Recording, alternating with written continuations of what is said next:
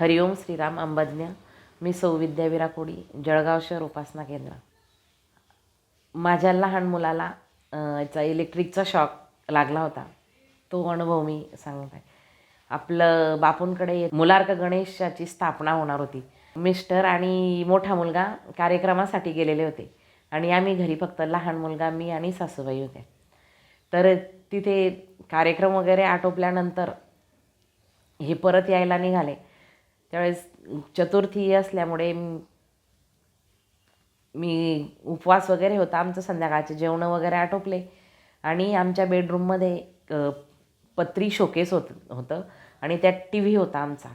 तर मुलाने ते टी व्हीचं बटन ऑन केलं आणि बटन ऑन करताना त्याला तिथेच शॉक लागला. म्हणजे त्याचं बोट हे ना तिथे चिपकलं गेलं आणि शॉक लागल्यानंतर आपण बघतो की आपल्या तोंडातून शब्दसुद्धा येत नाही.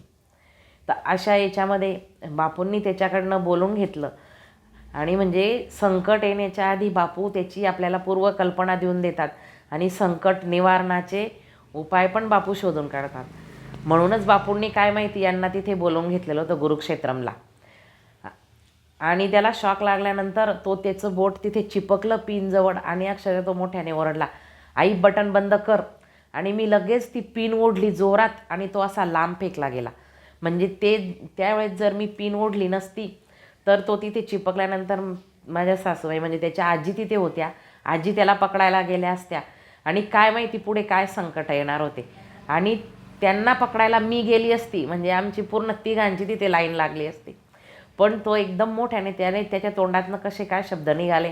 तो एकदम मोठ्याने ओरडला, आई बटन बंद कर. मी पिन ओढताच तो जोरात लांब फेकला गेला आणि तिथेच गोदरेज पत्री शोकेस, गोदरेजचं कपाट आणि बाजूला कॉट होता. तो असा एकदम जोरात फेकला गेला आणि घाबरून गेला खूप.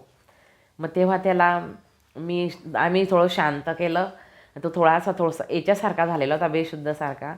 त्याला मग डॉक्टरांकडे घेऊन गेली. डॉक्टर आणि त्याच शेजारच्यांनी सांगितलं मला की त्यावेळेस सुचत नाही काय करावे ते, की त्याला हळदीचं दूध द्या म्हणे. मग त्याला मी गरम हळदीचं दूध दिलं आणि डॉक्टरांकडे घेऊन गेली. तर डॉक्टर बोलले की याला हळदीचं दूध लिक्विड नको द्यायला पाहिजे होतं म्हणे तुम्ही, शॉक लागल्यामुळे.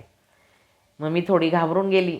मग तेव्हा स्पेशलिस्ट होते लहान मुलांचे, त्यांच्याकडे त्याला नेलं आणि तिथे एक रात्रभर त्या डॉक्टरांनी त्याला ॲडमिट करून घेतलं. आणि सकाळी हे परत आले. मग तेव्हा आल्यानंतर डायरेक्ट हे सगळे 5-6 जण ते डायरेक्ट दवाखान्यातच त्याला भेटायला आले.